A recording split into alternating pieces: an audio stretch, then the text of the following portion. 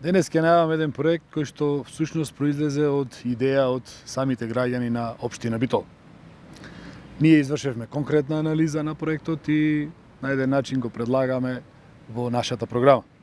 Значи, општината ќе формира посебен оддел за давање помош во домашни услови на старите изнемоштени лица и лицата со посебни потреби.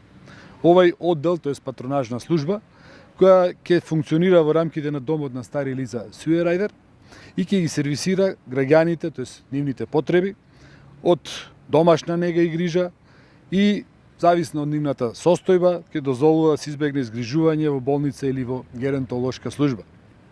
Службата ќе обезбедува лична и домашна хигиена, ќе подготвува храна и исхрана, облекување, затоплување, ќе помага при обезбедување на преглед од матичен лекар, ќе помага при плаќање на сметки и слично. Проектот ќе чини 4.200.000 денари, а со реализација ќе почнеме од почетокот на следната година.